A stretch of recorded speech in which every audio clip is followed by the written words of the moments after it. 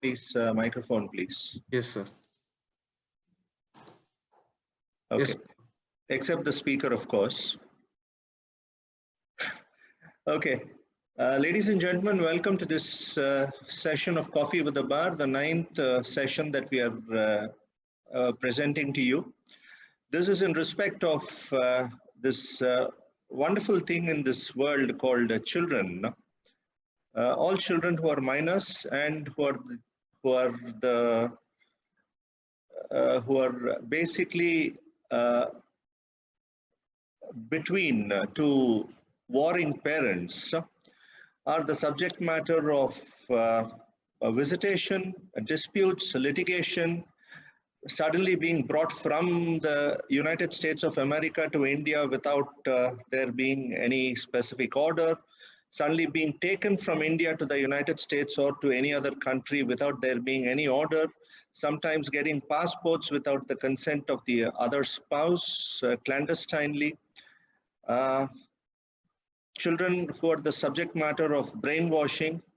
And the only common factor among all these children is all these disputes are across continents, across religions, and across various courts.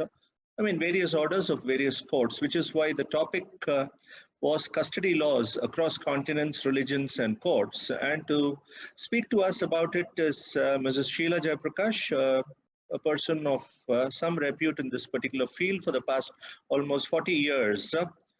Thank you, madam, and the floor is all yours. Thank you. I have to thank the organizers for this opportunity given to me. I'm told that the audience will comprise of young lawyers to whom I wish I can convey a certain amount of my experience. Like Sriram said, the topic is custody laws. Now, custody laws, it forms a part of what we refer to as the family laws. Custody matters can be filed as a main OP, as a main relief that you seek in a case, or it could form part of a matrimonial proceeding as an ancillary relief to a matrimonial relief. Now we see that the personal laws, the marriage laws, the matrimonial laws in our country run along with the person's religion. It is personal laws are religion-based laws. And when a client comes to me, the first question I have to ask is, how did you get married?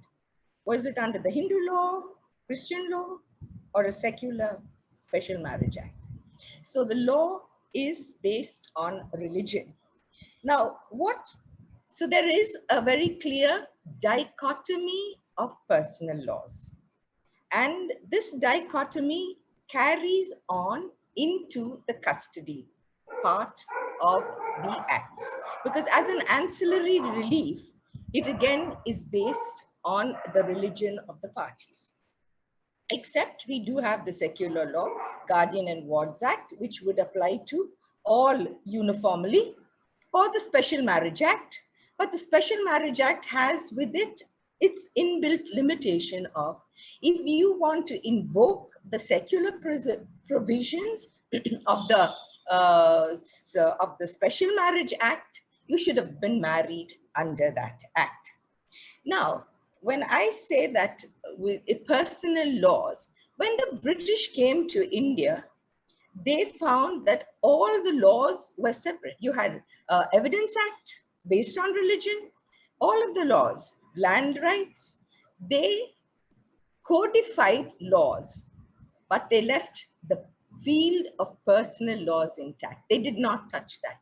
They had the Indian Divorce Act, so for the Indian Christian, but it was, I think, mainly for the white man who had married an Indian woman. When you read the sections, that's how it comes across to you.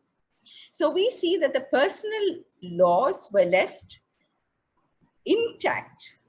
And after independence, the laws were codified according to their religion. Muslim law still uncodified.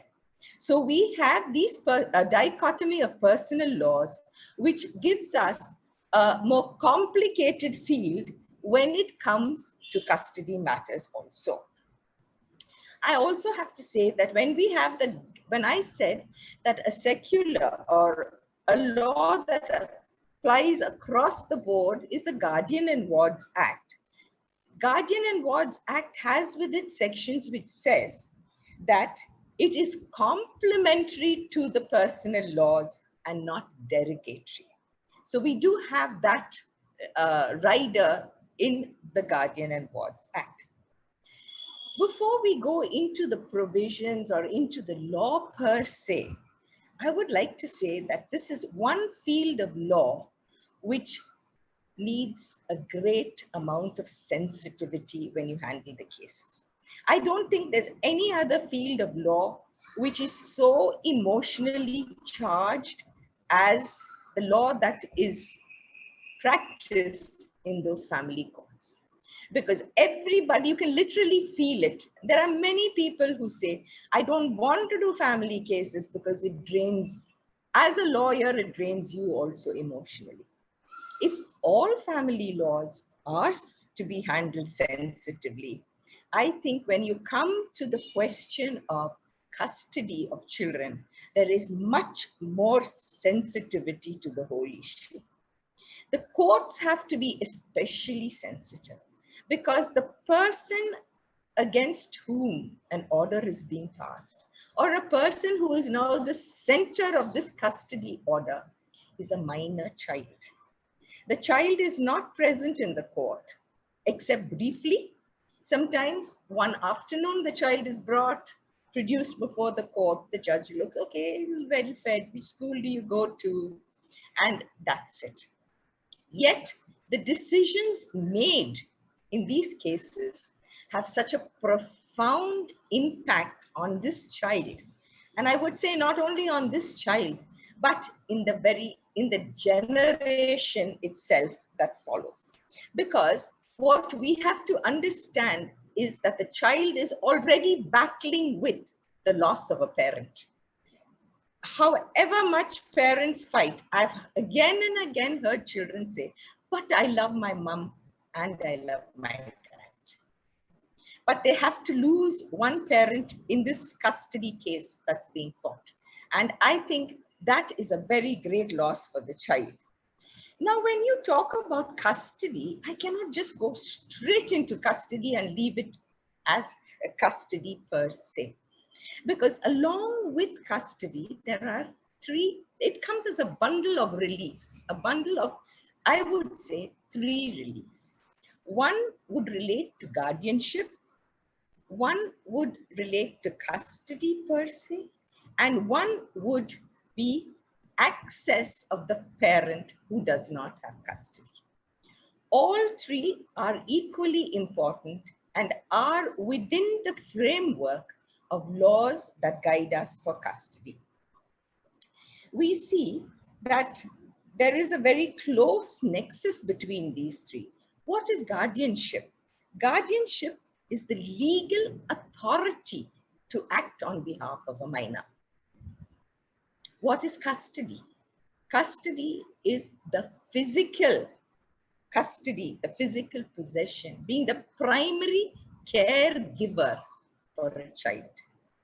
Access, like I said, is how far will the father or the mother who does not have custody, how do they have access to this child? Now, when you look at it, under every one of the personal laws, the father is the natural guardian of the child. There was a time 40, 50 years ago when custody and guardianship seemed to run together hand in hand, but not anymore. Custody, the father under every law is the custody of the children, or is the natural guardian of the children. The mother is only next in line. Wilson, if you could put out those 3 provisions under the Hindu Minority and Guardianship Act, as well as Section 6 and 17 of the Guardian and Wards Act, we will take a small look at it. the provisions of law, uh, uh, Wilson? So if you see, can I have, yeah, section 6. If you see the Hindu Minority and Guardian Act, you see another thing what I must say is that we talk about the dichotomy of the law, we see that these laws are spread over many acts. They're spread over the Hindu Marriage Act, the Hindu Minority and Guardians Act, the Indian Divorce Act, the Parsi Divorce Act, the Divorce Act. They have the Muslim law, and then you have the Guardian and Wards Act. It goes across a spectrum of laws. Now, if we look at the Hindu law, it says the natural guardian of a Hindu minor in respect of his person as well as respect of the minor's property are, in the case of a boy or unmarried girl, the father, and after him, the mother. Okay? The mother ordinarily has custody of a child till who has not completed 5 years of age. That becomes important also, custody, because this is guardianship is there, he's the guardian, and the mother can ordinarily have custody till 5 years of age. Then you have, in the case of an illegitimate unmarried girl, it's the mother. Now, you also have to read this along with the provision of Section 16 in the Hindu Marriage Act, which, if they have gone through a form of marriage which is not valid, a second wife, then the child is not deemed illegitimate. The child is deemed to be legitimate. So once the deemed legitimacy comes in, this clause B doesn't act. The father is still the natural guardian. Then the section goes on as to how the father can lose his guardianship, lose his entitlement to be the guardian, renounce the world, has ceased to be a Hindu, and so on. He is no longer alive, then the mother steps in. Can I see 6 and 7 of the other Guardian and Wards Act, Wilson? Yeah, 6. This has got a saving clause. In the case of a minor, oh no, that's not it. Okay, give me 17. Give me 17. 17. Matters to be considered in the appointing of a guardian. In declaring the guardian of the minor, you come down to the end. I will not read the whole thing. It says, the court shall not appoint or declare a person of a guardian under his will.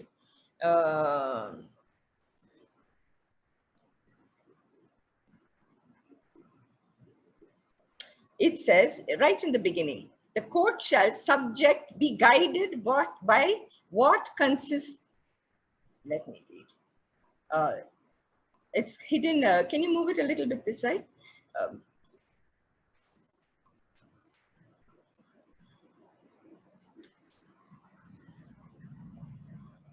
It shall be guided. The court, thank you, Wilson, subject to the section, shall be guided by what? Consistently with the law to which the minor is, in the circumstances, to be for the welfare of the minor. So if you take this, you understand that when the law is being applied, even in the Guardian and Wards Act, you have to take into account the law that is available to that minor child under his personal laws. Okay? Then we will come back to that point because we have to go a little further into it. Now, in this law, Wilson, you can take it off. If we go into the law, we see that this law of guardianship, especially for the Hindus, has been moved by decided cases. If we look into Geeta Hariharan's case, Geeta Hariharan versus RBI, this is not a case where the mother and father were fighting over a child. They were quite peaceful together. The father was not in India. The mother wanted to open an account, a bank account, or a fixed deposit for her child, which she was not permitted to do as she was not the guardian. It is in that context that this case was filed.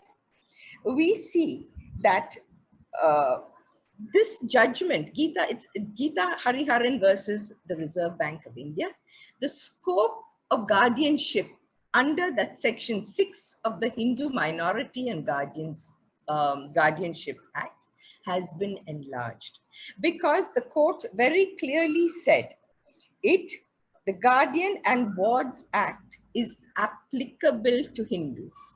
Because in the argument was, since the Hindu law has its own section, and since the Guardian and Wards Act has a section which says you shall follow the personal law of the minor, then you can only keep the father as a guardian unless he is disqualified under 1 and 2.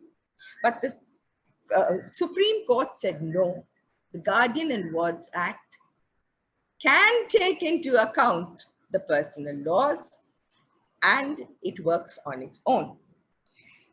Secondly, it says, if the father is not in actual charge of the affairs of the child, if the custody of the child is with the mother, she can then act as a natural guardian. So it widened the scope.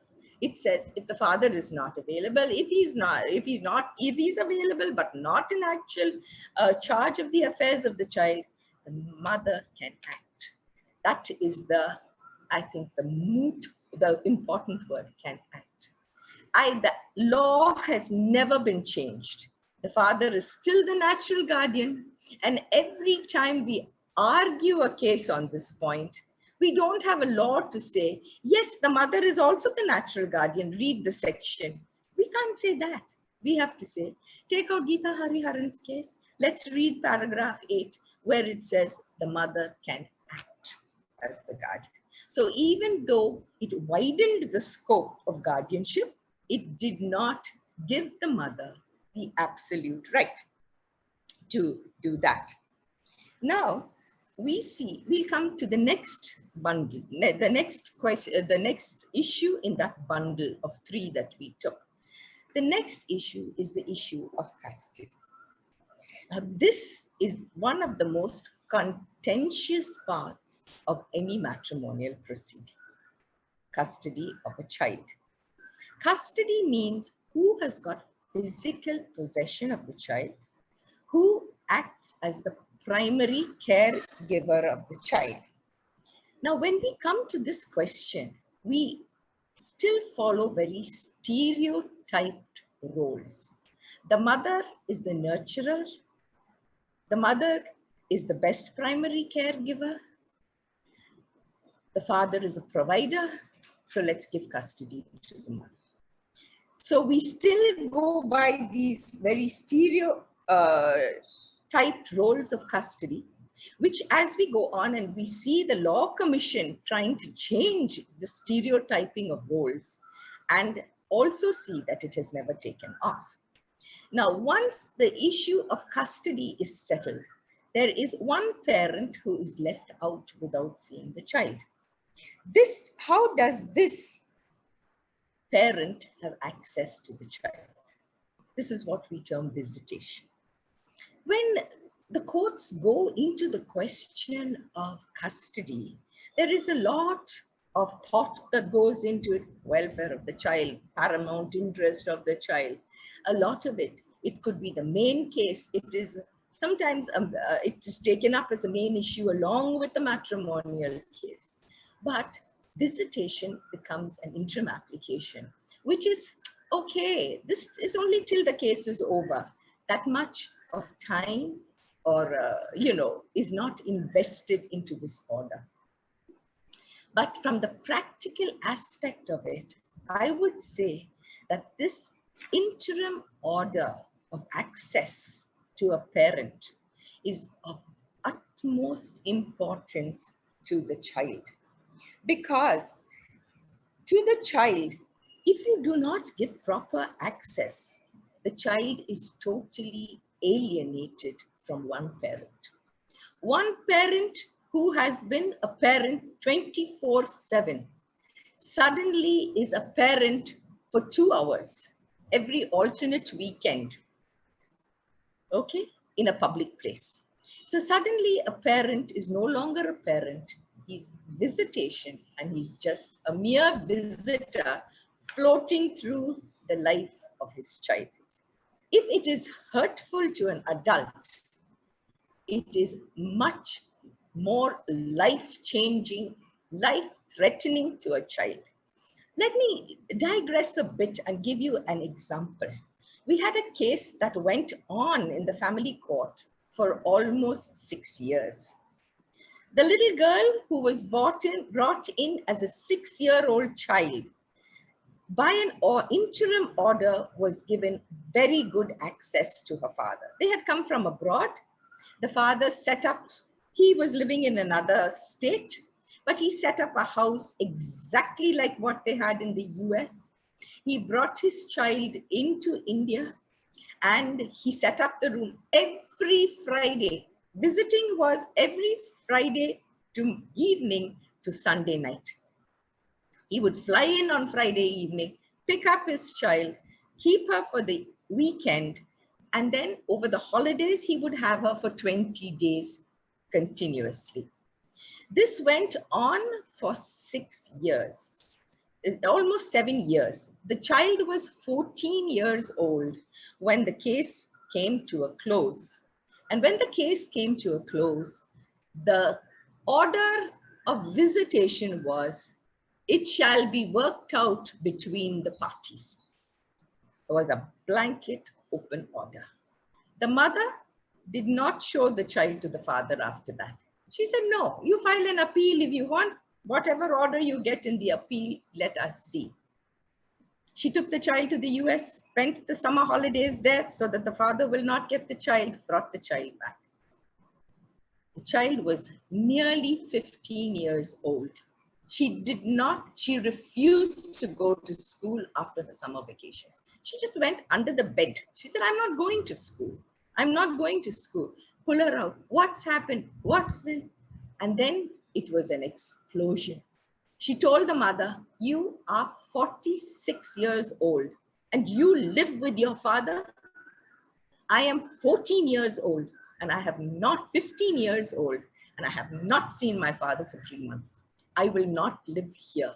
When the grandfather intervened, she threw the television down, she slashed her hands, and they knew they had a massive problem. Why?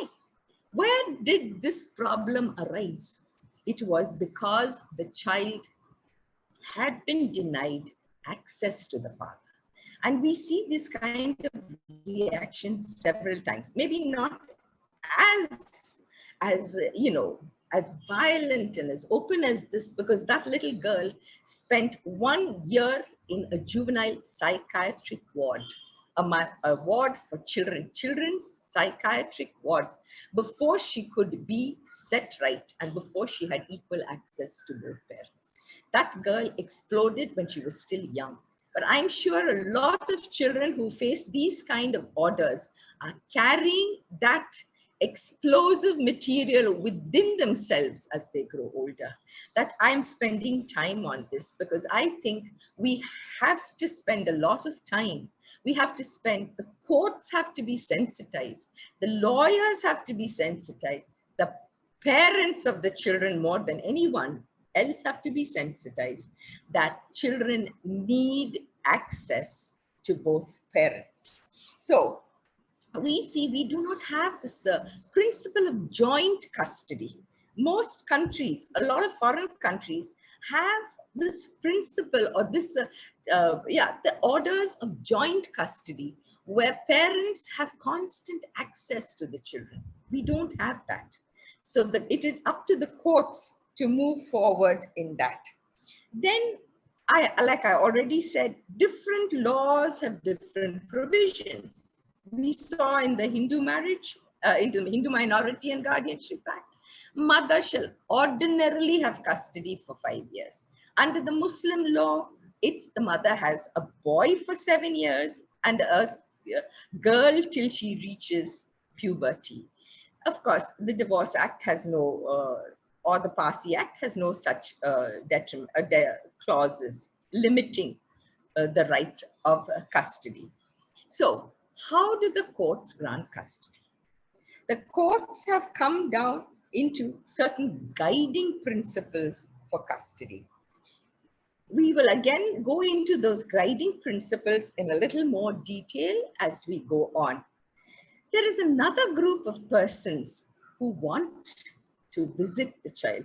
They want access to the child. Before I leave the topic of access, and that group of parents are the grandparents.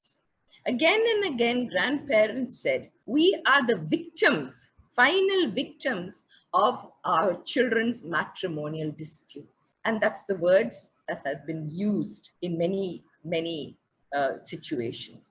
Grandparents, just imagine a situation where two children have lived in the home of their paternal grandparents, a joint family. The children are 10, 11 years old. They have parents work, grandmother, grandfather look to every personal need of theirs. And suddenly they are whisked away by the mother somewhere else. They have no access to those grandparents who brought them up. It is traumatic for the child. It is traumatic for the grandparents. Grandparents feel that they have been neglected. They have absolutely no right under the law.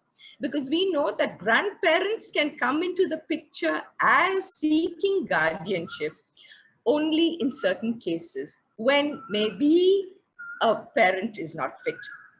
One parent dies, the other parent is not fit, or the child is orphaned, and then both grandparents come under the Guardian and Wards Act for custody of the child. But we're not talking of those situations where grandparents do have a right of their own to come before the court.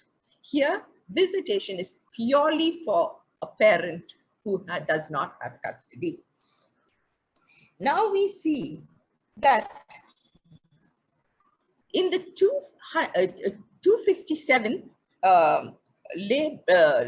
Law Commission report, of which our former Chief Justice A.P. Shah was the chairperson, and he has said, he has given a whole section on reforms of guardianship and custody laws. Excellent.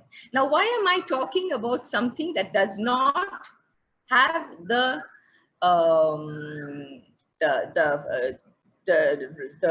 right to be used in a court of law? I can't base my arguments or use the provisions of the draft legislation that was put in. Why I am talking to you about this law report is, maybe in this group there are young people who will come forward to be activists, who will say, yes, it's 2015, 5 long years have passed. What about taking action on this draft legislation which was sent to you? Please, I would love that somebody would step forward and say, let's take up the cudgels and see whether there can be a reform in guardianship and custody laws. Now, this draft legislation has been, of course, sitting with the government. What are the important, I'll just say 2 or 3 points that are pretty important in that draft legislation. It advocates joint custody. And if you read, it says that how important it is for continued interaction between the child and both parents. Because both children love both parents, like I said. There should be continued interaction. It wants to negate the supremacy of one parent having total custody, having the right to make the other parent dance for his or her visitation.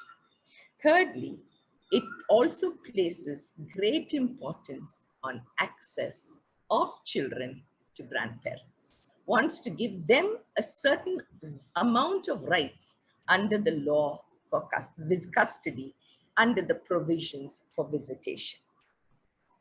So now we see that we have got these three in place. They're very closely linked, very closely connected. We move on, or we come back into custody per se. We have said, we see that this father is the natural guardian. Custody can be given. There's nothing that says, pinpoints how custody can be given. That has come through to us by distilling judgments, because every judgment uses sentences like the best interest of the child, paramount welfare of the child, the best interest and of paramount welfare measures for the child. But what are these measures? When you are doing a case, what is it you have to put forward so that you can be granted custody or custody can be given to you? If we say, take it, what is it in the best interest of the child? We have to remember that in our courts, we do not have child psychologists, or we have, but not in every case. Do they really go into the child, into the mind of the child, what the child wants, how the child has been impacted by the breakup of the marriage, and then come forward with an order that would guide the judge? We don't have it in all cases. It's not routinely done, and if done, there are a lot of loopholes, a lot of blanks that people have found out. So what we see is, when you come to a decision for custody or visitation, the ultimate goal of the court and the councils, all of the law enforcing agencies in there, should be whether you can foster in the child a sense of happiness, a sense of security, mental health of the child, and the emotional development of the child. That is of paramount interest. I don't think we ever dissect this into these four basic capacities. Happiness, how does the child continue to be happy when children may not show it, but they have gone through a traumatic experience? How does the child react to the security? Has she been pulled out, or has he been pulled out from a security of a home where you stayed here, where you studied, where you had your friends, and suddenly transported somewhere else? Where is the sense of security? What about the mental health of the child? Can parents stop and think, how is this affecting my child?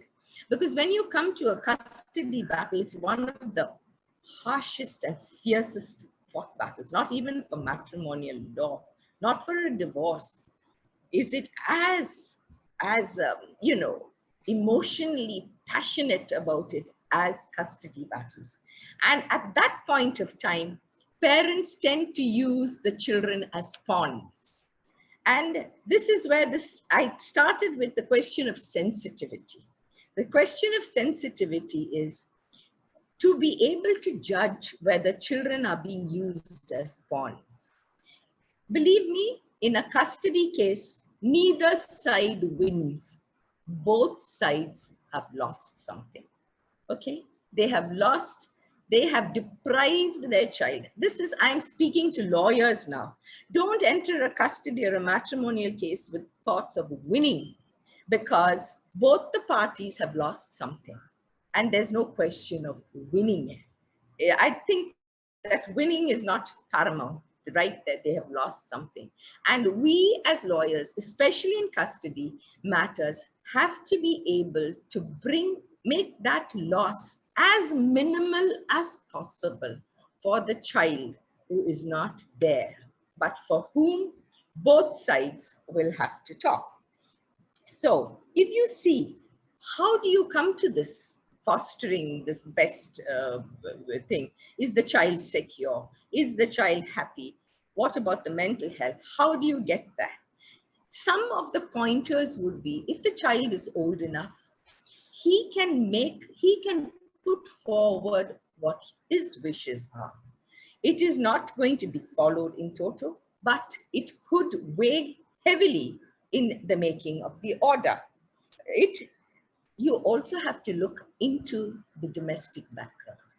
What I think when you come to this custody issue, it is usually settled along with the matrimonial dispute if it's an ancillary relief in a matrimonial case. Even if it's under the Guardian and Wards Act, believe me, there's going to be a lot of, incidents being brought up as to why one of the parties left the home.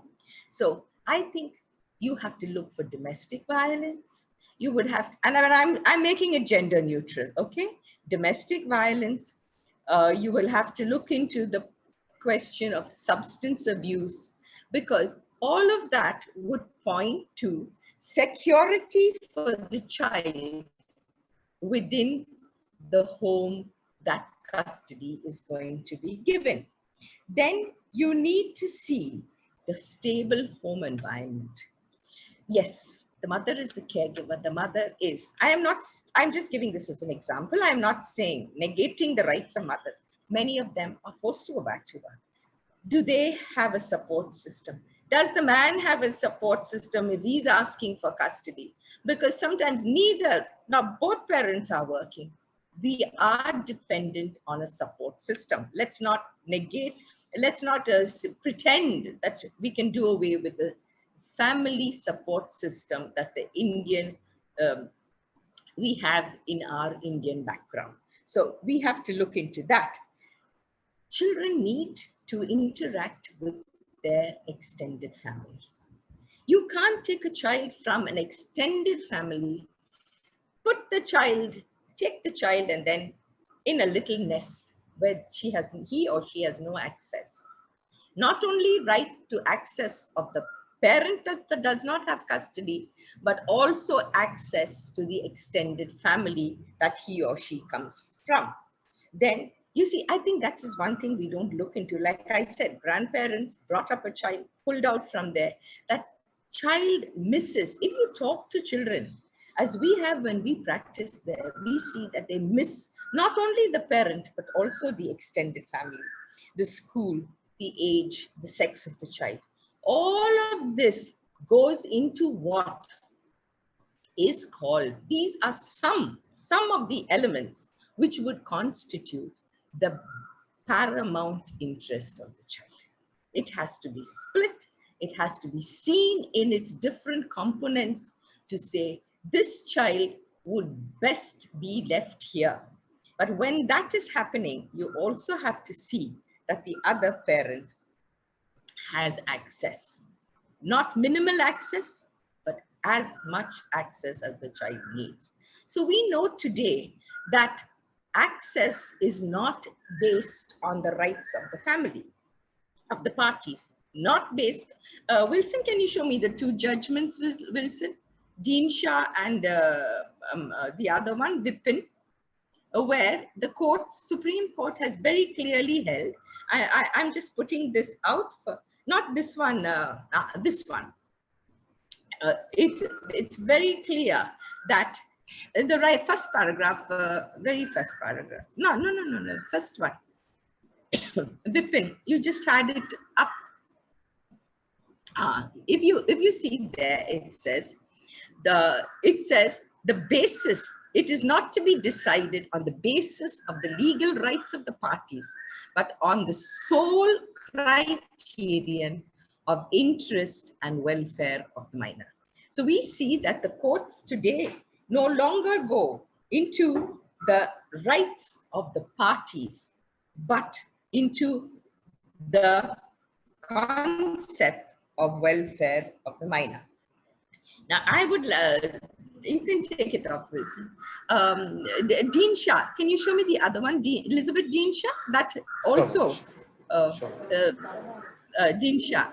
Elizabeth Dean Shah, the next one.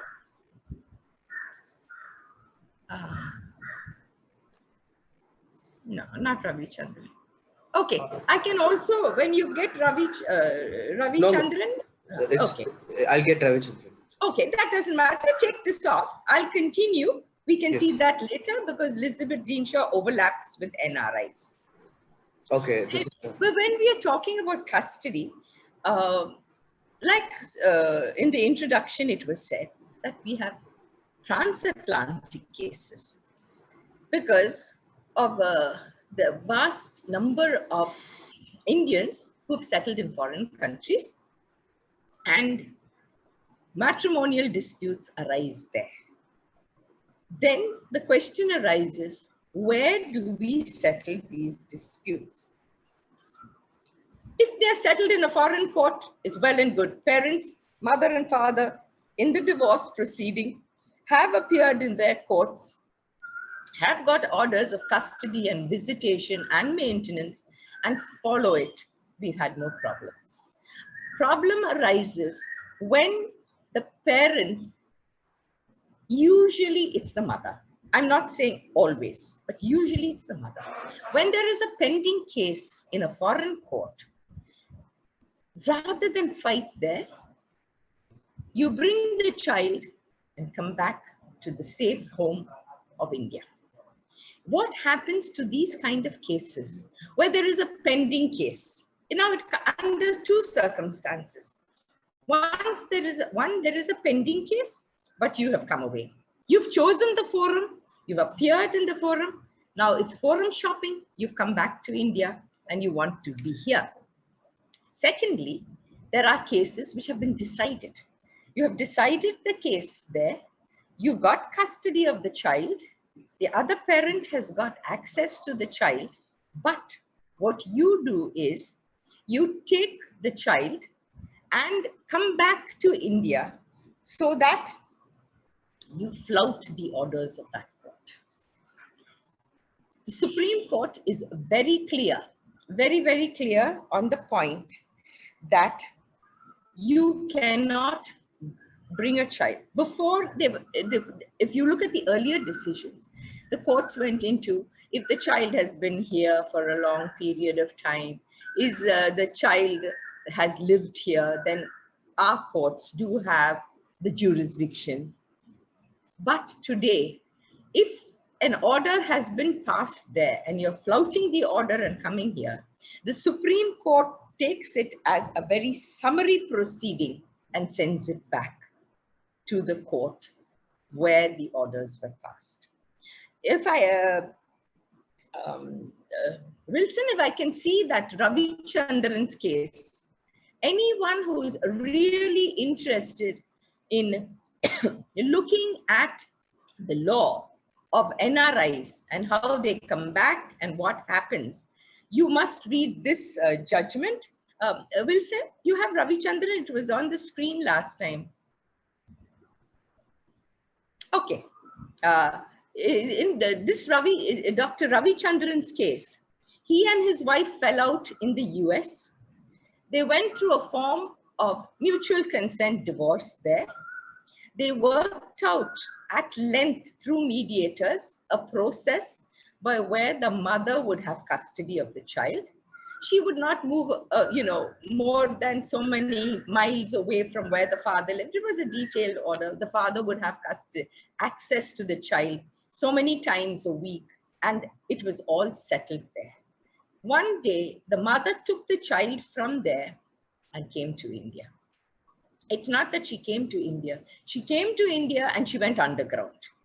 For 2 years, the child did not go to school because he was being moved from place to place, hiding.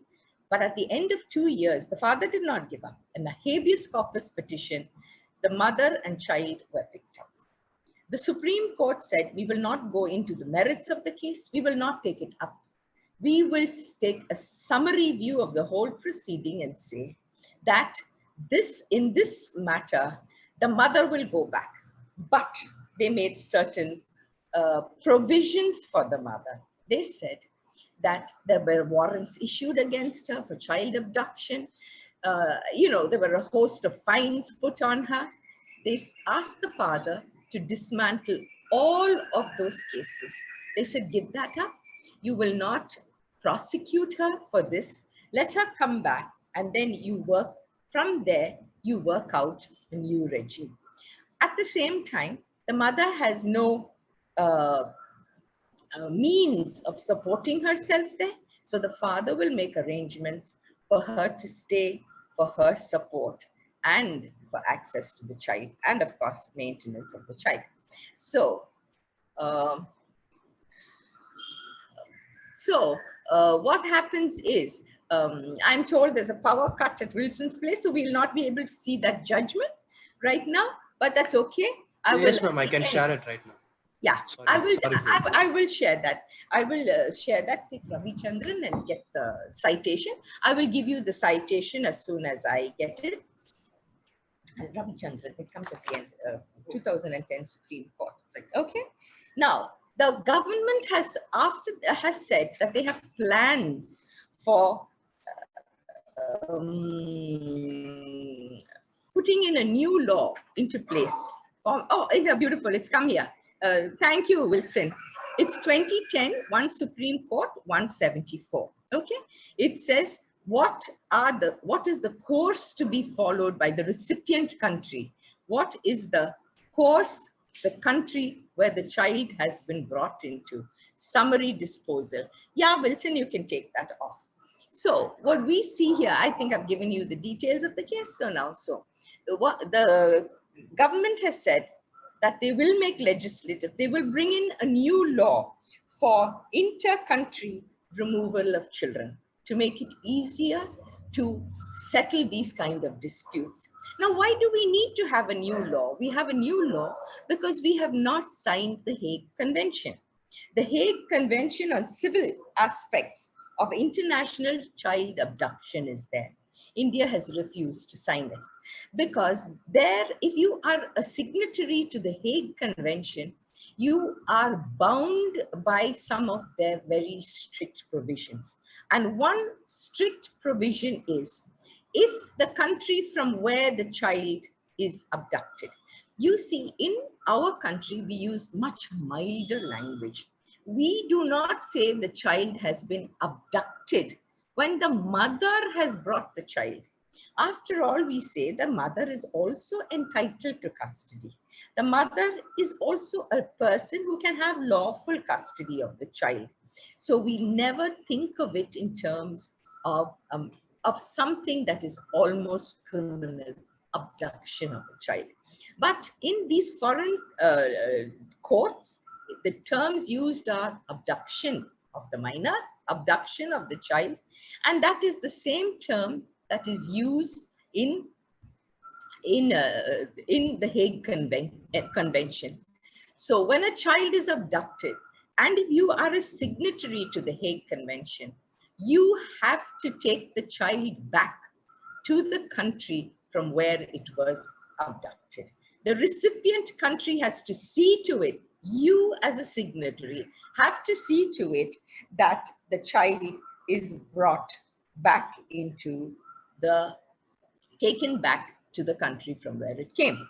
There are pros and cons. There are people who want to sign the Hague Convention. There are people who say no to the Hague Convention, that it goes against our social and cultural values, but that is a topic by itself. What I say is we have these NRI cases being compounded like this because we are not signatories to the Hague Convention.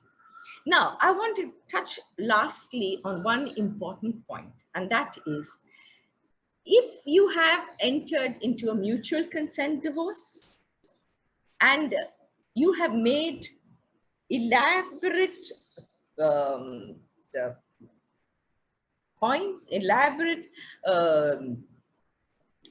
provision for custody of the child, for visitation of the child. Maintenance has been received by you. Now, are you in a bind? Is an order of custody, whether it's in a contested case or of your own accord in a mutual consent case, is this order an ironclad order which does not allow you to move? No. In a mutual consent case, maybe you can't turn back the clock for the divorce. Maybe you can't ask more for maintenance because you have agreed to whatever is being given. But custody is always an ongoing issue. A custody matter, I think I don't have to tell you that, goes on till the child is 18, till he's a minor. So any time during that period of minority, a person who has an order against them in a custody matter can approach the courts and have that changed, have that order changed, because there is some drawback, because there is some fault, because there is a change of circumstances, because it would be in the best interest of the minor to have that changed. So we see, Wilson, if can you have Rosie Chakramangal's case there with the paragraph which very clearly states that it is an ongoing procedure. Did I give you that thing? No, ma'am, I need the paragraph numbers. Yeah, the paragraph. Can you see the paragraph, Rosie Chakraman? Ma'am. So we see that, I would like to put that out very clearly, that it is ongoing, that there can be no res judicata when it comes to, I'm sorry, just that. Yeah, if we keep going through this, I have put it down somewhere where it is not res judicata. Okay, now before we come to a close of this session, we have been talking about custody and custody, but we've kept it purely and solely into the personal laws and into custody as between parents. Grandparents also I have touched upon. But there are two more laws which do give provisions for custody. I am not going to go into detail about those laws. I am just going to mention the law. One is the Juvenile Justice Act. The Juvenile Justice Act has been very clear that children who are in now, this is an act of 2015, where it says you have children in need for provisions of custody in conflict with the law. That goes under the criminal law, and I'm not going to touch upon that at all because they're children in conflict with the law.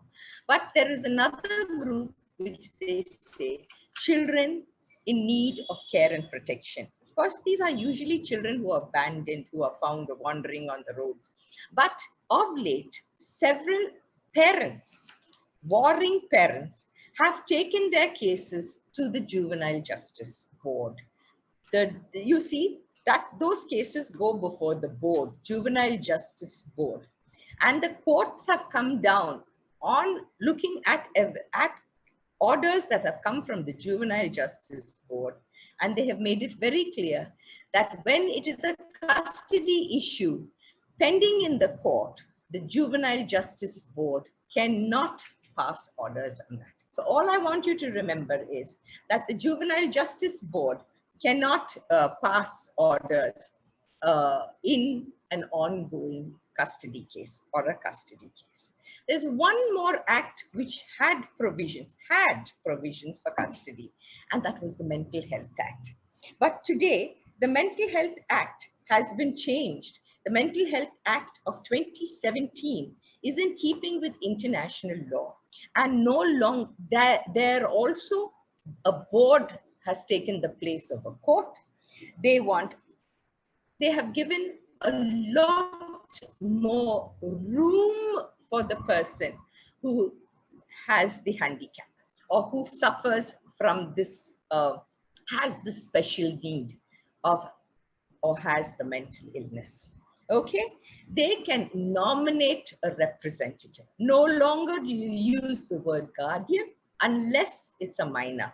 You use the word guardian only if the person who is ill is a minor.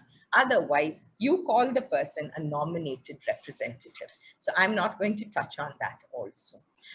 There's one thing I wanted to point out. Let me see this Rosie Chakramangal case. It is in it's no paragraph. That's the sad part of it. It's got absolutely no paragraphs. how many pages? Wilson, it comes on 1, 2, 3, 4, 5, 6, 7, 8, 9, 10, 11. 12. It's on the 13th page. If you can find that out, Wilson, on the 13th page. Oh my God. Okay, you have something else.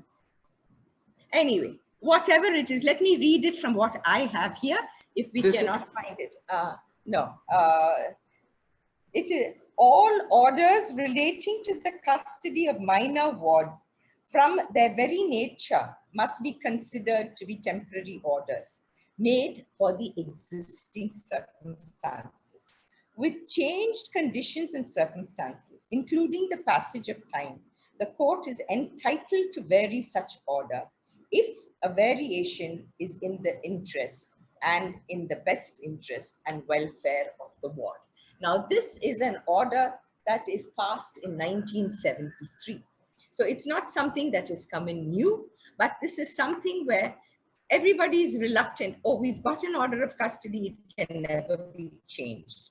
If you see Rosie Chakramangal's case, 1957, it's here. So you can take the citation from here. You will see that by the very nature of it, order of custody can at any point of time be changed if it is in the interest of the minor. Wilson, can I just see section 6 of the Hindu minority and guardian once more? Because yes, I want to point out something. Okay. So I have come to the end of this session. And, you know, I just wanted to look at this, the third C, 6C, where a natural guardian of a Hindu minor.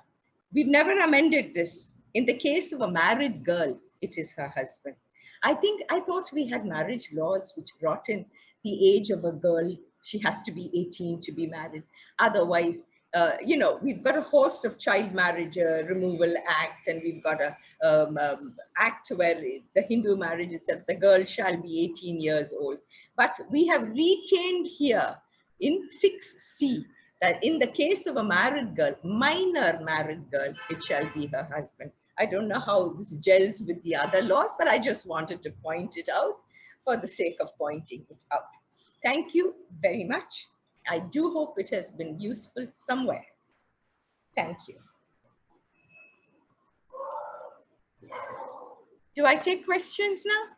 Sure. Thank you very much. And I'm sure it's been quite useful to all the youngsters and the not so young names that I can see who are part of this meeting, both lawyers and judges from the High Court as well as from the subordinate judiciary. Now, we're open to questions, and people having questions can unmute their particular microphone and ask your queries.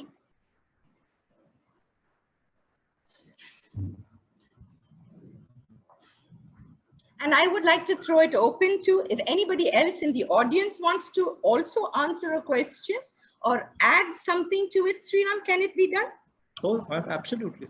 Absolutely. I would like to take, you know, more information. Maybe I would be learning things too, if from the floor answers came.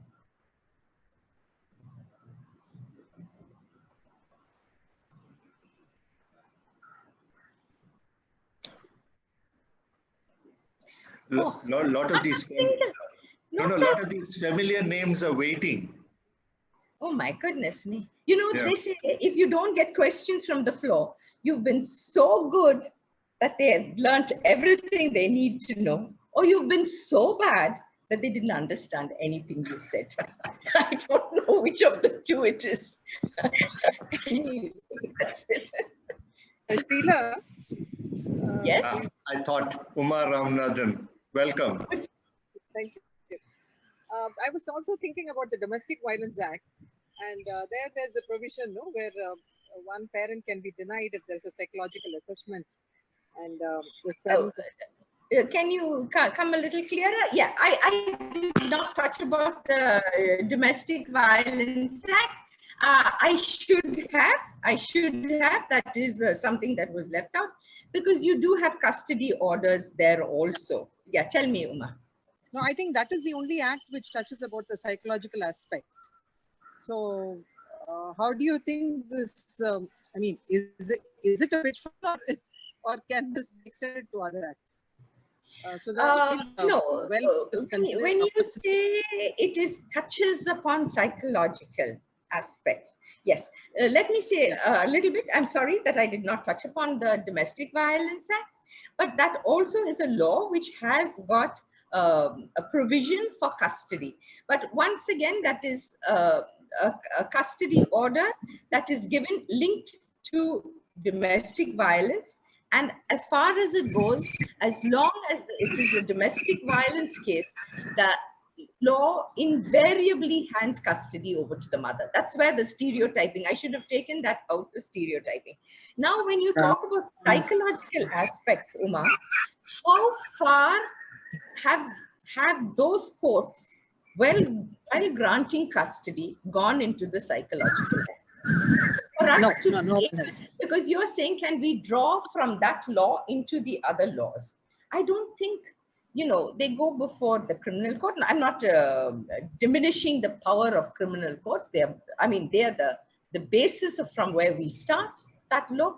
But I have never come across where the child has gone through a series of tests, or with, not even tests, just talks to a clinical psychologist of some repute, of some standing, of somebody who can give a fair-based order of the child's mind. Yeah, thank you for that thing, but I've never seen it there. So if it comes there, then we'll import it here. If it comes here, we'll have to send it down there. As a mediator, we see that, and I sometimes feel if there's a psychologist on board, it will really help. That's why I asked you that. Thank you.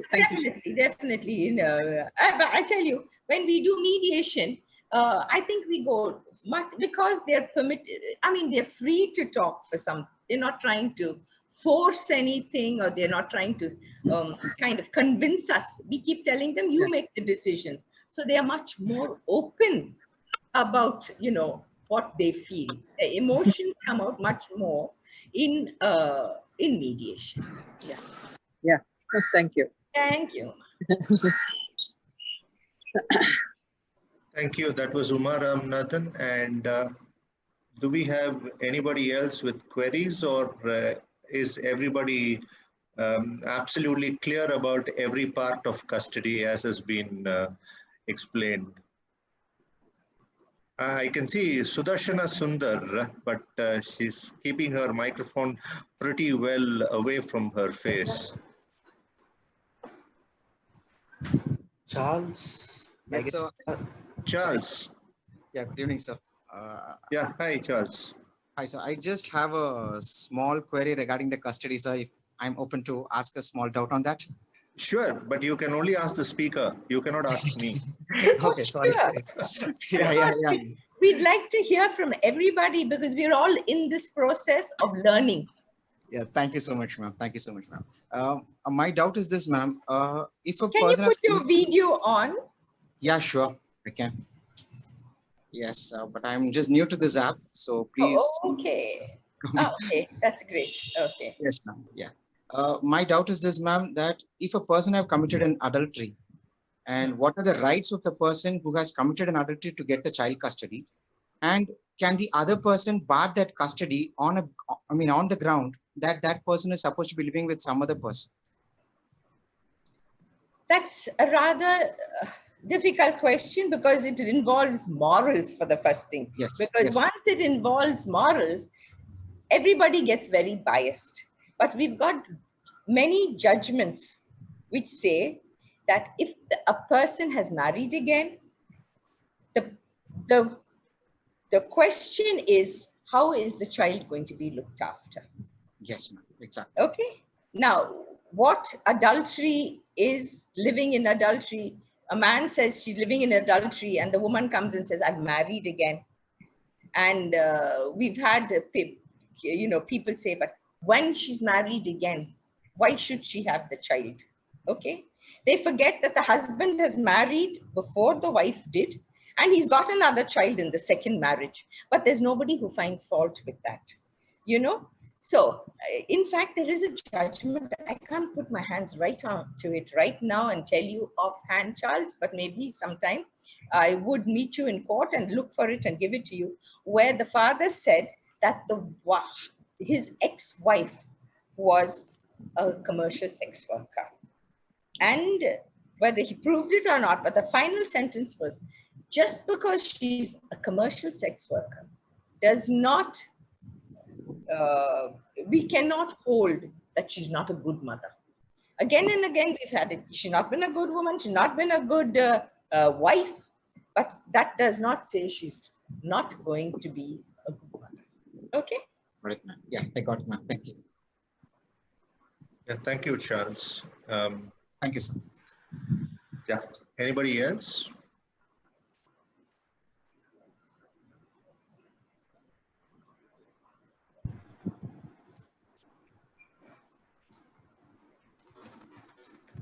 If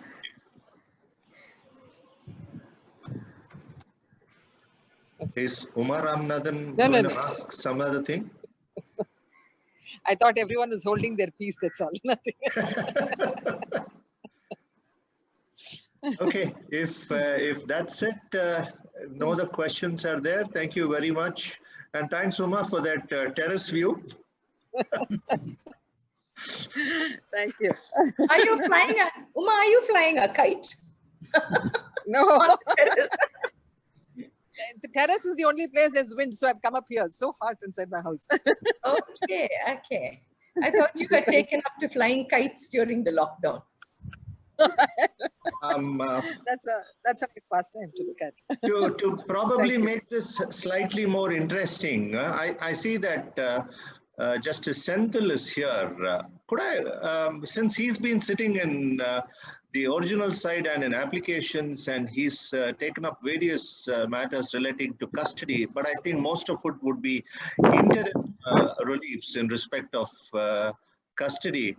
Could I call Justice Senthil to probably share his view or opinion about how tough is it? So let's forget the law for a minute. As a judge, how tough is it, Senthil, to, you know, take a decision and whether it is interim or final? I mean, have you had the chance to do to pass final orders in custody? Yes, I have. Okay. I have. Okay. I mean, it is very, I think, different from anything I have done as a lawyer. So I suppose, you know, in a way, as, you know, Mrs. Sheila Jayaprakash pointed out, emotionally, I think it's the most draining.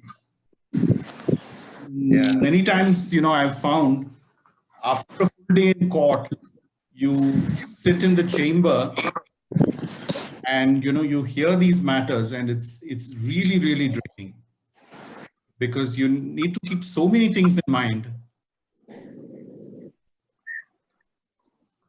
Yeah, it's very, very, very tough emotionally. And do you, I mean, just going one step further, a follow-up question. After, let's say you grant custody or decline to grant custody, I mean, do you keep going back to that? Not really. So far, you know, I have not had to go back that much.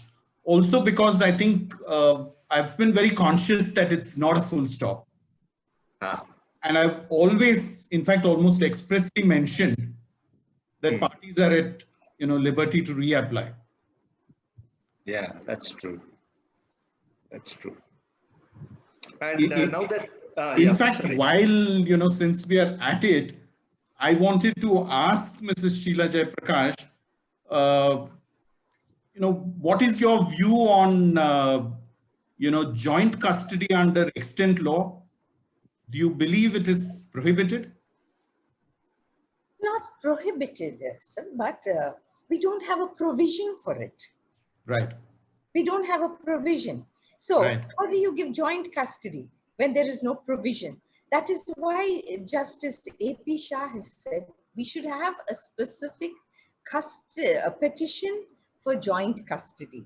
And we do not give supremacy to one parent, because once you've given custody to one parent and then you say visitation to the other parent, the parent with the custody definitely feels a little superior. I've got the child, so I can play ducks and drakes.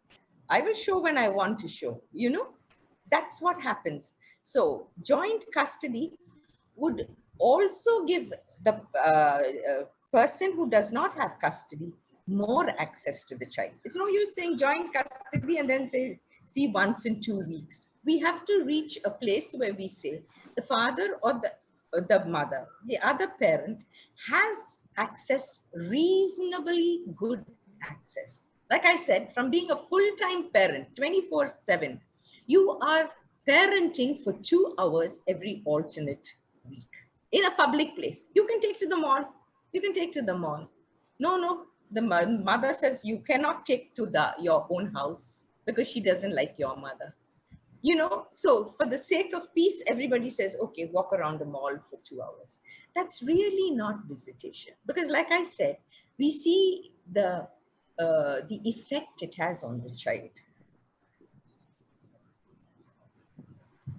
Now, if one parent has custody for, let's say, 4 days, and the other parent has what you call visitation for 3 days, would it still be visitation or would it be joint custody? I don't think we can do that. That is very difficult. I mean, think of us as adults. If I had to go for work to come to court 4 days from one house and 3 days from another house, when I'm in that house, my gown will be in this house. When I'm in this house, my bundle will be there.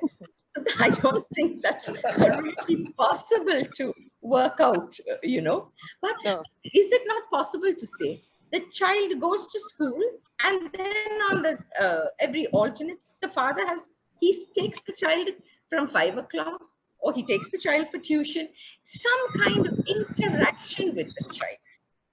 Because you see, we also have this place where we are at a place where the parent who has custody is always drilling negative ideas into the head. However much I tell my clients, oh, no, you know, they are so scared that they would love the father more. So you have to say he was so bad. He's this, he's that, he's that. Whereas you have this constant interaction with the child. So the child comes after 2 weeks to see you, little scared, wondering whether to believe what the mother says is true. I mean, this is purely out of court, but this is ground realities. So based on ground realities, if the child had more access to a parent, you see, this also ties parents down, which is what happens in foreign countries. You cannot, if there's an order of visitation, you will not move out a distance of radius of 50 kilometers from where you are till the child is a major. Or you get an order changing that. You can't just pick up the child and walk far away. Then you are going away, then you have to put other orders in place. I know it will be ongoing, it's a lot more work, but that's the way they handle joint custody. Do we have the wherewithal? I don't know, but it would be good for children. I don't know whether I made it clear, but... No, thank you. That's no. If I can explain, Sriram, I was just doing a mediation recently where the parents are the mother I think is in Arvarpet and the father is in Tinagar, something like that, both of them. Now the child goes to school in Mylapore and they have 4 days and 3 days. Now the dispute between them is the child doesn't do the homework, or he doesn't bring that particular textbook back to this house, or he has brought an uncleaned lunchbox back to that house. And this was in a mutual consent petition where they had already agreed. Now they are loggerheads when it comes after 6 months for the final hearing. So these 3 days, 4 days and all that really doesn't work out, as Sheila was saying, because they don't really understand. The child is saying, I want to live in one place, and nobody's listening to the child. That is why I feel that there must be some psychologist who is able to work with both the parents and the child and try to find out, please look at the child, not just look at yourself. And I think you have to work, I think a psychologist has to work more with parents. With parents. So I think the child is okay in the middle. It's parents that become a problem sometimes, most times. Yeah. Okay. Right. Thanks, Uma, for that insight. And we've had Justice Sendil give his opinion, and probably he had a question and he gave an answer as well. Can I call on Justice Jagdish Chandra to probably give his viewpoint from being part of a criminal bench? I'm sure he was part of the HCP benches in which a substantial part of their roster would have been in respect of custody and matrimonial issues. Justice Jagdish Chandra?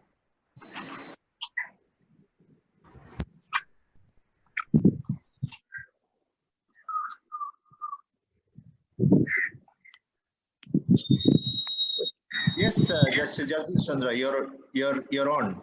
Your mic is live.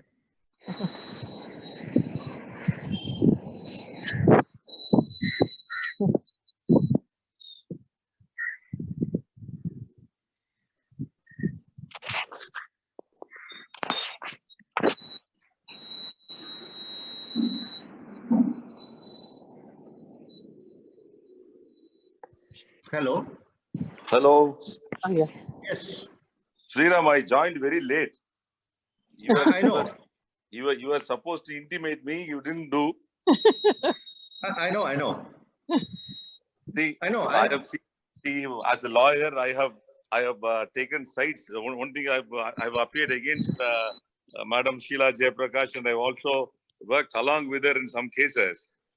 But what we have seen is, in most of the lawyers, they've been trained to fight in the sense that ultimately they don't like the people to join together. That is what we have seen in most of the cases. Unlike Madam Sheila Jayaprakash, in most of the cases, we have either gone for a settlement to see to that the parties join together, or they have they have a golden handshake and go. But most of the cases, they don't advise the parties like that. That is creating a lot of problem in the family courts. They fight it as if it is their own cases. The lawyers, they don't take into consideration the welfare of the parties. That is the thing we have seen in most of the cases. What do you say about that, madam? Yes, I think 90% of the cases I've done, we have settled. Either they go together, which is very rare. It's sad to say some have been settled and then they've come back. There was another baby also. Most of the time, we'll have to counsel the lawyers who are appearing in the family court. I don't think I have the guts to say that. They have to be given special training. I have to come back to court. Training. No, taking into consideration the system of family, the lawyers who appear, the young lawyers they have to be trained in a manner that they have to see to that the system of family has to be it has to be taken care, and they'll also be to be given psychological trainings also for the lawyers. That's why I started with saying that the whole thing is sensitivity. Yes. The whole thing of custody is based, all family law is based on sensitivity, not only of the lawyers, but I think of all the law enforcing agencies that come into play once they step into court. So I also have a feeling that the lawyers also should be included in they'll also to be given some training as such for dealing with the clients, and they should also be given some psychological training also, how to deal with the clients and how to deal with the children. I agree. Yes. Sriram, I'm very sorry I joined very late. Yeah, so most of it was out of syllabus for you, the last 10 minutes? Sure. Anyway, thanks. I'm glad my friend Sendil Kumar Ramamurthy is also there. No, Sendil has been there before the bell rang. But I could see that, like other lawyers, you are little reluctant to put questions to madam. To me? Yes. I never ask her any questions. Mr. Sriram. Yes. I am very scared now. I think I shall turn off my video and run away. Yes. Sheila ji, can I just say, Yes, sir. Hello. Yes, that's Mr. Vijay Krishnan. Yeah, Mr. Vijay Krishnan, yes. Yeah. Yeah, I just first wanted to compliment you on your excellent presentation. I Thank you. think even older people are benefited, not necessarily only young lawyers. I just wanted to make one point that whenever we have cases in the mediation, many times by the time they come before the mediation, some years have passed. Yes.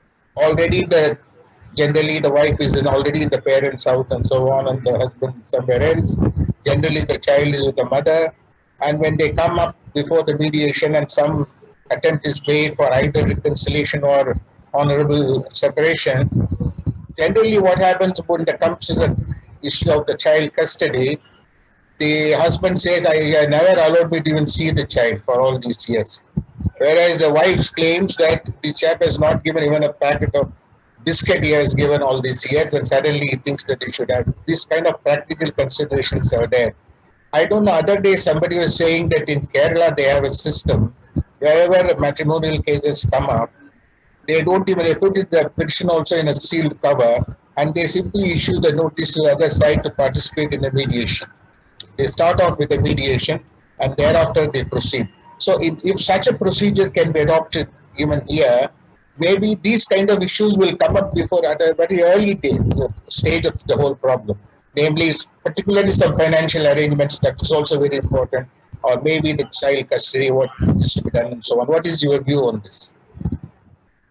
Well, sending it for mediation initially has its benefits as well as its drawbacks, because when they've just filed in a petition, you have counseling, you see, but they haven't, many people have told me that mediation works better after they have come to court for a little while, because they've seen the process. They see how long it's going to take. They know what it is, how difficult the process is. And then they are mentally in a position to settle the dispute earlier. The whole thing is matrimonial cases. I'm just finishing one which has been filed in the year 2009. What is a matrimonial case doing in the family court for 11 years? 11 years. So that is the problem. It's not a question good to go for mediation. They have their counseling first.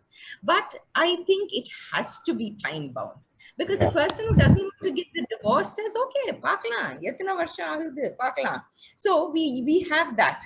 I finished a CMA last year, and when the gentleman came to pick up the copy of the order from me, he said, ma'am, I was 39 years old when I entered your office. I am 52 years old today. I don't think that should be the case, because we make people lose the best years of their life. So the whole question is how to get things moving, how to get cases moving. The moment you start evidence, a petition for maintenance is filed. The moment you start evidence, instead of doing cross-examination for 2 years, there's an interim application going on. Somewhere along the line, the process has to be changed, Mr. Krishnan. And then I am sure mediation will also work. Being at the bench, I also feel that some time frame should be fixed for these interim maintenance applications. Because a case comes, an interim application, they file a criminal revision before the district court, and thereafter it comes to the high court and takes about 2 or 3 years for the interim maintenance application to be settled. That is again a problem. If I can make a suggestion, and now we're talking about reforms in there, when Yes. an interim maintenance order is passed, there Yes. should be also a time frame fixed to say that it should be finished within 6 months. Yes. Because So I the suggest that some application maintenance is fixed. So I don't think there is a time frame. doesn't I don't think there is a time frame fixed for an interim maintenance application, isn't it? Yes, within 6 months. But after that, Yes. you would find the person who's getting maintenance will not touch the visitation petition, will twist and turn and neither finish the case. Yes. A matrimonial case will go on for another 6 years with interim maintenance being paid. So somewhere we have to put, okay, you have interim maintenance, you will start cross-examination, you will start evidence immediately. Evidence shall be closed within 6 months.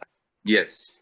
So a time frame so that both parties, if you do that, the man will also pay maintenance without going on appeal, because he knows that the case will be over in 6 months.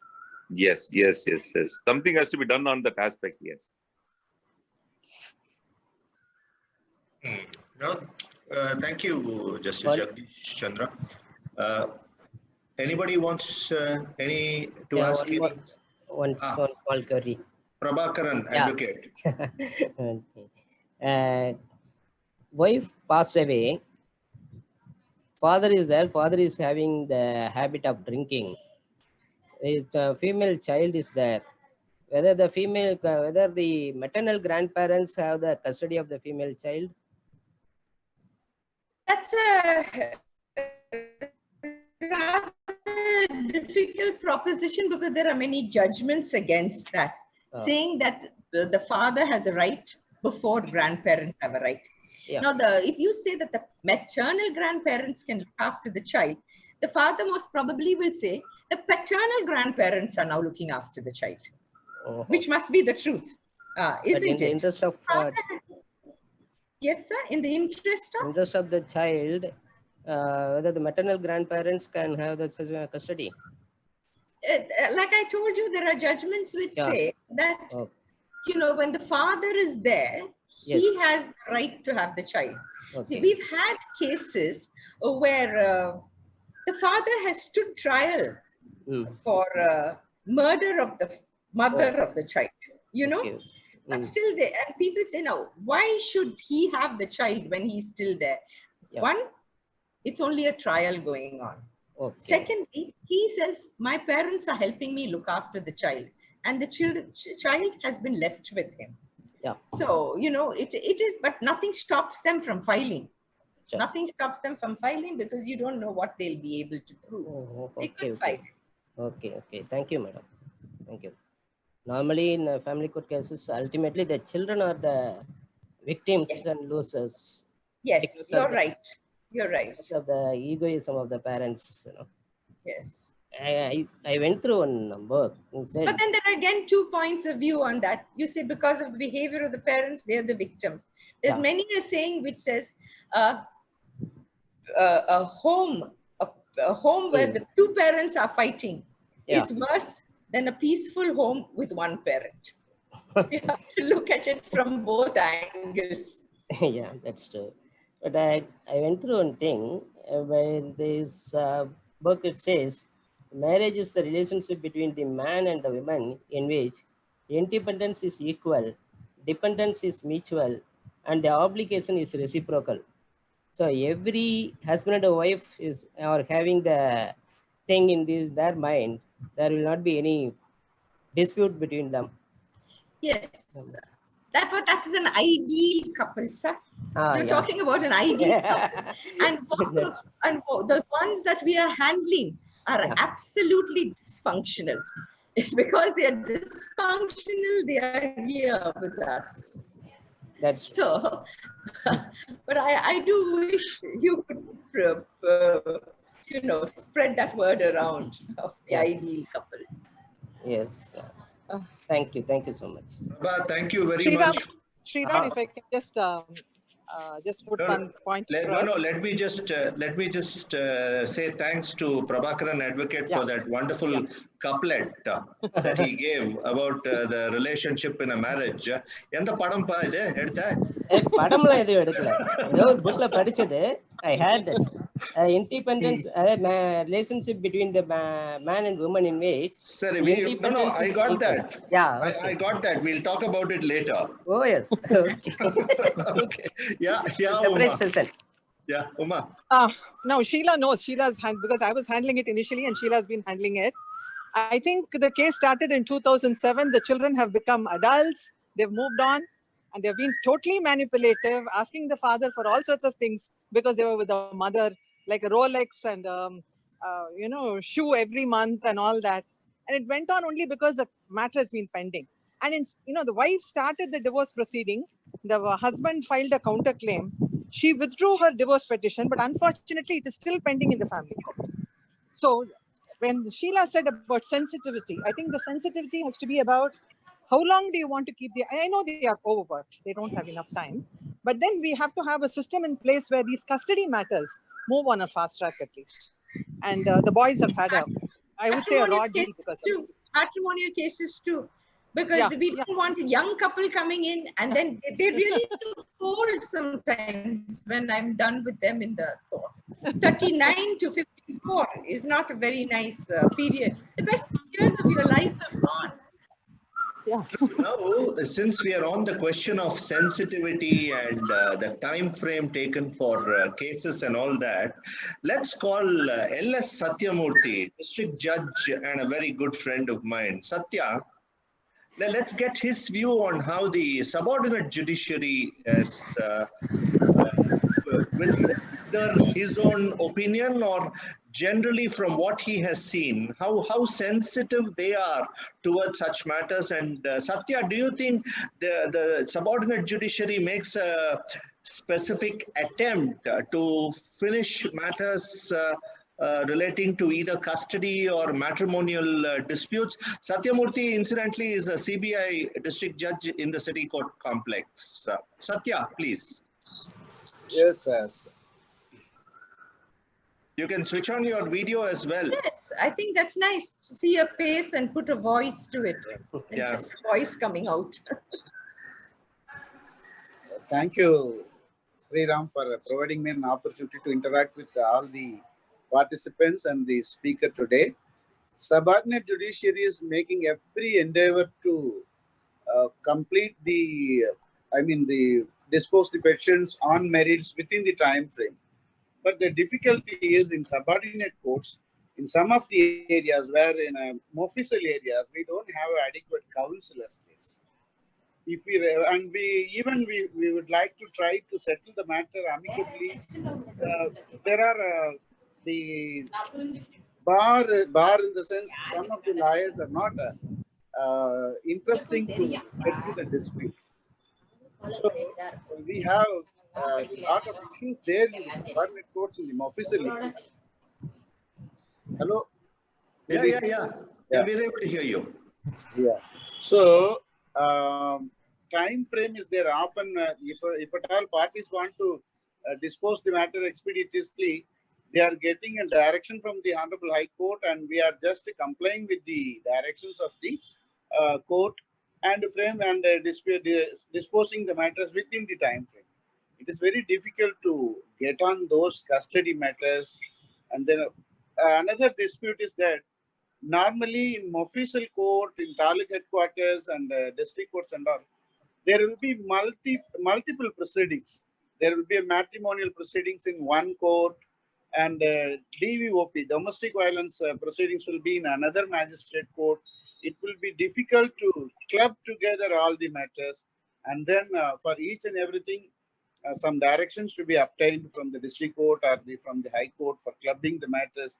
Only after clubbing all the matters, only we can comprehensively deal with the issues. There will be a lot of pleas. One plea in one court, in domestic violence case, they will take some plea.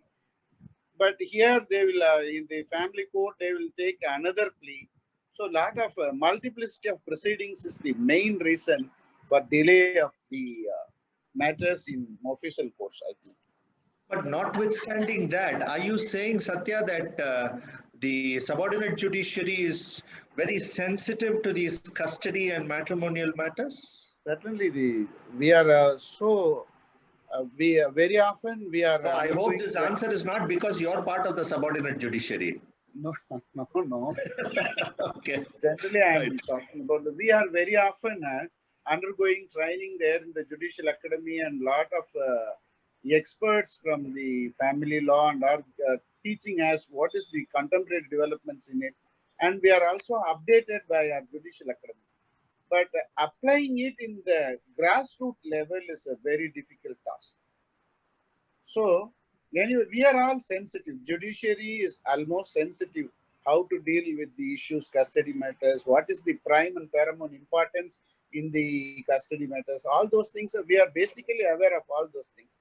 but applying it there in the bar may be a difficult one for some time in the official course.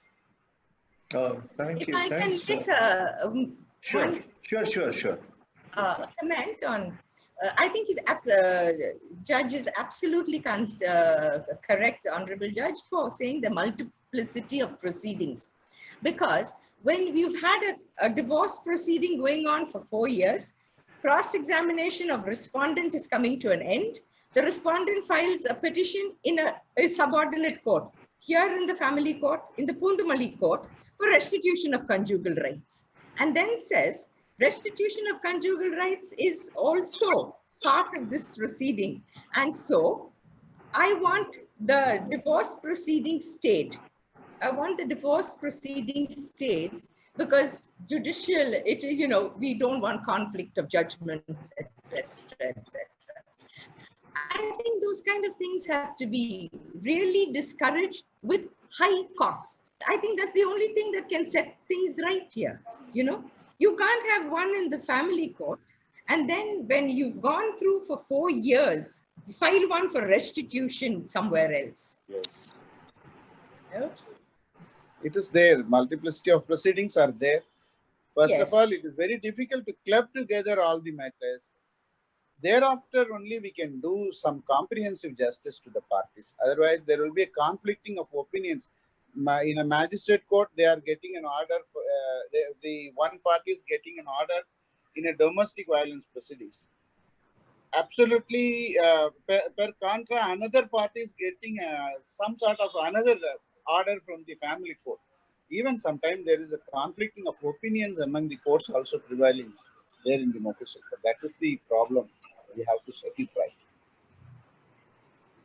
Okay. Thank you. Okay, thanks, Satya. Thank you very much Thank for you. your Thank you. views. Thank you. Does anybody else wish to ask anything or say anything? If Hello. Yes. Yeah, I'm Sudarshana here. Hi, tell me. Hi. Yeah, only one aspect of it is enforceability of the orders, custody orders. How difficult is it? Can you say something about that? The final orders, if you're looking in for a joint custody and all that. Sheila was talking about joint custody and all that. Who is to ensure that this is happening? How do you ensure it? You see, again, Sudarshana, and enforceability right now is really low. Okay, you get a mutual consent divorce, and I'm sure a lot of people are taught that you just find mutual consent, doesn't matter, take the child and go away. It's like even as you're giving in, submitting to an order, you've already got a plan to flee. You will have to see to it that we can enforce those orders. If you flout an order of visitation, custody will change. You've got to be strict, you see. We've got to have people being afraid of flouting court orders. Whereas here it is like, are they an order, paper order? And they keep doing what they want. Like I said, if you file a petition for somewhere else, your costs should be so high that you wouldn't have the guts to do it. The lawyer wouldn't have guts to do it because he'll have to have his client pay. The same thing with flouting the order. They should be told very well that if you flout an order, if you do not send the child, then custody will change. We will give you the order of visitation. We will give the other party the custody of the child. Because after all, they fought for custody. You won the custody. And if you can't comply with that order, then give up the order that you are gaining a benefit from. Very true. Because most of the time, I am talking in thin air because I don't think in my days, such kind of amendments are going to come or such kind of enforcements are going to come. But I think the power of the courts will increase if we can do things like that. Thank you.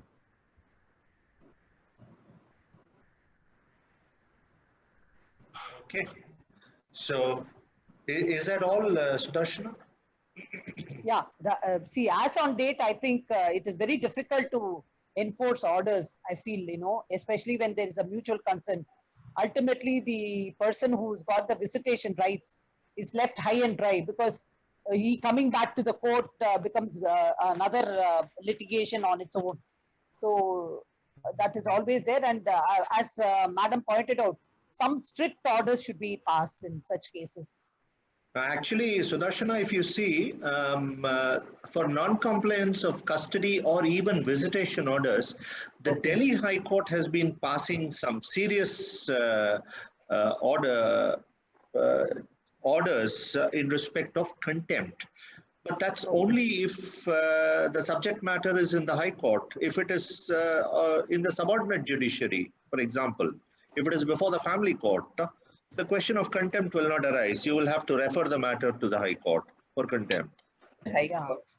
So, and this becomes a process by itself, another litigation. It goes into another litigation. Totally. Yeah. Absolutely. Absolutely. Yes, I can see that suddenly Revati switched on her video. Revati, do you want to ask anything? Yeah, I just have a small observation, and I would like to know if my understanding is right from ma'am. Sure, please. We were just discussing about this 4 days and 3 days sharing between parents. And there were many views stating that it is just not possible and all those things. What I feel is, of course, the ideal thing for any child to grow up, environment for any child to grow up would be a nice family with both the parents together and all that. But as rightly observed, we're talking about dysfunctional families where it is not going to happen. The child definitely is not going to live in one house. In that case, I think the next best solution, the next best thing for a child would be this 4 days, 3 days kind of setup, where he or she gets the benefit of parenting from both the parents. Now that they don't have a chance, they have decided not to, they have fallen out as a couple. Next thing they can do is to work together as parents and give the child the benefit of parenting from both their sides. If there are minor issues like, the lunchbox, untidy lunchbox landing up in the other house, or the books, these are all minor issues which can be ironed out in the course of time with proper counseling. So instead of just rejecting this idea as it will not work out in view of the practical difficulties, would we not do better to focus on giving the parents proper counseling to understand that, understand the responsibilities of parenting together, even though they have lost out on their chance to live together as a couple. If they can be counseled better, more constantly and regularly whenever they require, as to the responsibilities of parenting together, will the child not benefit more from that sort of atmosphere, 3 days and 4 days here, rather than living in one single house and getting to visit the other parent?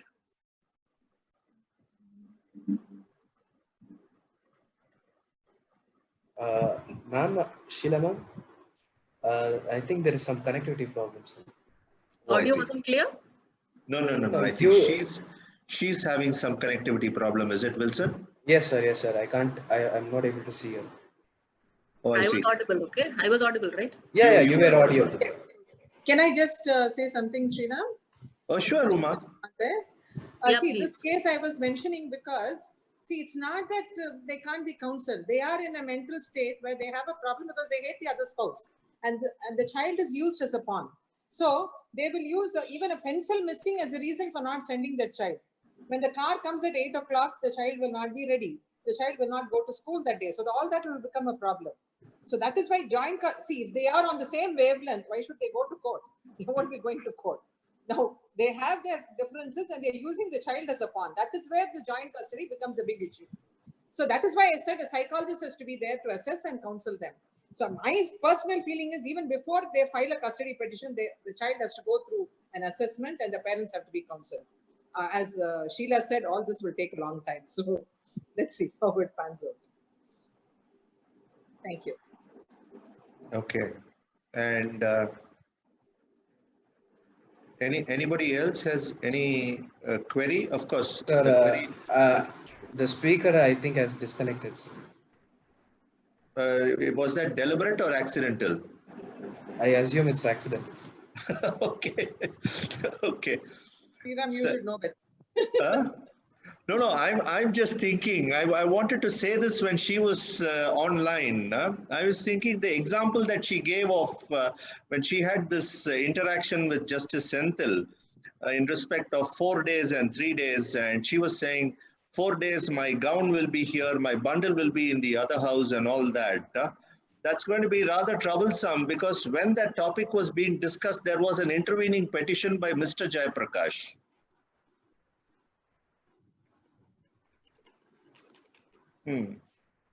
Okay. So probably one of the few sessions in which we'll have to give the vote of thanks in the absence of the speaker. Thank you very much. A lot of examples, lot of practical references by both the speaker and by Uma Ramanathan to actual cases that they have been a part of or that's going on, without giving specifics or names. Thank you very much to Uma as well for that practical scenario. Very, very casual interaction by the judges of the High Court as well as Satyamurthy. Thank you very much, Justice Senthil, Justice Jagdish Chandra. And thank you all. I hope you all benefited. I have one small grouse though. I still see that it was Uma Ramanathan and Sudarshana Sundar and Revati, who's my classmate, who are expressing their queries and doubts. Shouldn't more youngsters be part of the actual question answer session? That's my only grouse. I can see a lot of youngsters as part of the participants, but surprisingly they've chosen to keep away from the microphone. So thank you very much. And if Wilson, is the speaker able to come? No. She came back, sir. I don't know whether she got connected. Okay. So thank you very much for that session. I hope it's benefited all of you. An overall view of custody laws with specific reference to Indians who go out of the country. Thank you very much. We had a good time putting it together for you. I hope you had a good time watching us. I hope you're able to take back something from this session to be used in your cases over the next 12 months or 12 years. Thank you very much.